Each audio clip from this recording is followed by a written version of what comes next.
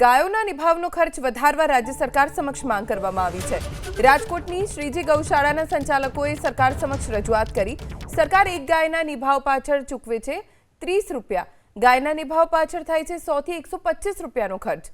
અન્ય રાજ્યો કરતાં ગુજરાતમાં ત્રીજા ભાગનો ખર્ચ ચૂકવાય છે। ઉત્તર પ્રદેશ ઉત્તરાખંડમાં ગાય દીઠ અપાય છે 50 થી 80 રૂપિયાનો ખર્ચ। ભૂમાફિયાએ ગૌચરની જમીન પર દબાણો કર્યા હોવાનું પણ ગૌશાળાના ટ્રસ્ટી તરફથી કહેવામાં આવ્યું। લોકો શ્રીજી ગૌશાળા છેલ્લા 25 વર્ષથી ચલાવી રહ્યા છે, ખૂબ સારી રીતે ચલાવી રહ્યા છે અને સાથે સાથે દૂધનું ઉત્પાદન અને પ્રોડક્ટ પણ બનાવી છે। તેમ છતાંય અમને 125 થી આસપાસ ખર્ચો એક ગાય દીઠ આવી રહ્યો છે અત્યારે। અને મેક્સિમમ ગાયો અમારી પાસે 1800 ગાયમાંથી 100 જ ગાય છે જે દૂધતી હોય છે, બાકી બધી ગાયોને સાચવણી કરવી પડશે। અત્યારે અમને 30 રૂપિયા મળે છે અને 100 રૂપિયાની અમે માંગ કરી છે। એમાં 89 ધારાસભ્યોનો પર્સનલ અમે લેટર લીધો છે, ભલામણ પત્ર આપ્યો છે સરકારને કે આ ખરેખર એ લોકોની માંગણી વ્યાજબી છે અને વધારી દેવા જોઈએ આપણે। ઇવન એનિમલ હેલ્પલાઇન દિલ્હીથી પણ એ કરવાનું ભલામણ કરી છે, સરકારી તંત્ર છે એ લોકો પણ કહી રહી છે કે તમે આ લોકોને પૈસા વધારી દો। એમ સરકારનું પણ ભલામણ છે દિલ્હીથી। એક ગાયને નિભાવવું એટલે કમસે કમ 20 કિલો એને ઘાસ સારો જોઈ, એટલે અત્યારે 100-125 રૂપિયા લીલાનો ભાવ છે અને કડબ લેવા જવું હોય જારની સૂકી તો 350-400 રૂપિયા સુધી જતું રહ્યો છે। એટલે એવરેજ આપણે ગણીએ એટલે 150-200 રૂપિયા એક મણ 20 કિલોનો ભાવ થતો જ હોય છે।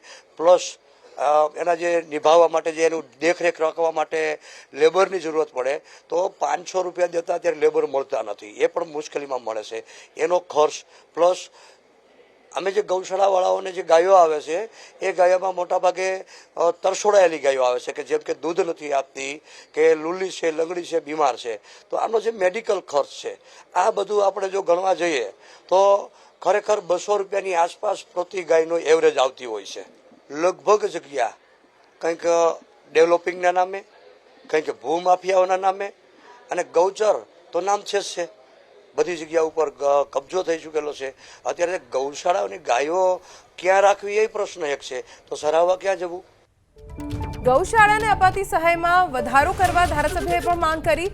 રાજકોટના ધારાસભ્ય રમેશ ટીલાળા, જેમણે કહ્યું કે મુખ્યમંત્રી પશુપાલન મંત્રીને રજૂઆત કરી છે। ગાય દીઠ 30 રૂપિયાની સહાય ઘણી ઊંચી કહેવાય, ગાય દીઠ 50 થી 60 રૂપિયાની સહાય આપવા માટે તેમણે માંગ કરી। હાલ ઘાસચારાનો ભાવ પણ વધી ગયો છે, મુખ્યમંત્રી ટૂંક સમયમાં નિર્ણય લેશે તેવો વિશ્વાસ અપાવ્યો હોવાનું રમેશ ટીલાળાએ કહ્યું। ગુજરાતની ગૌશાળાને જે સહાય સરકાર તરફથી ચૂકવવામાં આવે છે તેમાં વધારો કરવાની માગણી કરવામાં આવી છે ધારાસભ્ય અને સંસદ સભ્ય દ્વારા। એવા જ એક ધારાસભ્ય છે રમેશભાઈ ટીલાળા, તેમની સાથે વાત કરીએ। સાહેબ, જે માગણી આપના તરફથી કરવામાં આવી છે, કેટલો સમય થયો, શું માગણી હતી? ગુજરાત અને અમારી રાજકોટની ગૌશાળા અને ગુજરાતની પાંજરાપોળના બધા લોકોએ અમારી પાસે રજૂઆત કરી હતી, જે કંઈ ટ્રસ્ટો છે એને, અને અમે એને અનુસંધાને આપણા પશુપાલન મંત્રી રાઘવજીભાઈને સાથે રાખીને મુખ્યમંત્રીશ્રીને પણ આની અમે રજૂઆત કરી હતી કે અત્યારે જે ગૌશાળાની અંદર 30 રૂપિયા પર રોજના આપે છે ગૌશાળામાં, એના બદલે વધારો કરવો, અને મુખ્યમંત્રીશ્રીએ ખૂબ જ પોઝિટિવ અમને સહકાર આપ્યો છે અને ટૂંક સમયમાં વધારો કરી આપશે એવું અમને એને જાણ કરી છે। રમેશભાઈ, જો અન્ય રાજ્યની સરખામણીએ જોઈએ તો ઘણા રાજ્યમાં સહાયની રકમ વધુ છે, ગુજરાતમાં ઓછી છે। આવી કોઈ રજૂઆત તમે કરેલી કે કેટલી હોવી જોઈએ એવી કોઈ રજૂઆત?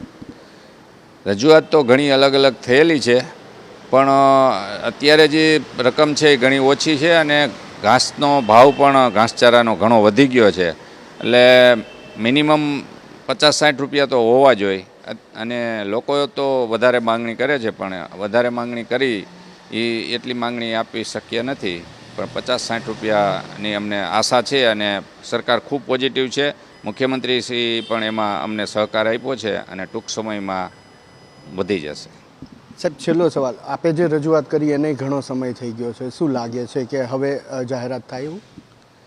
હા, રજૂઆત તો અમે કરી છે, ઘણો સમય થયા અને સરકારે પોઝિટિવ પણ લીધું છે અને અમને આશા છે કે હવે ટૂંક સમયમાં જાહેરાત થાય એવું। ખૂબ ખૂબ આભાર સાહેબ વાત કરવા માટે। તો અન્ય રાજ્યની સરખામણીએ ગુજરાત સરકાર જે ગૌશાળાને સહાય આપે છે એ ઘણી ઓછી છે અને વધારવા માટે રજૂઆત પણ કરવામાં આવી છે। કેમેરામેન પ્રદીપસિંહ સાથે હિરેન રાજગુરુ, એબીપી અસ્મિતા, ગાંધીનગર।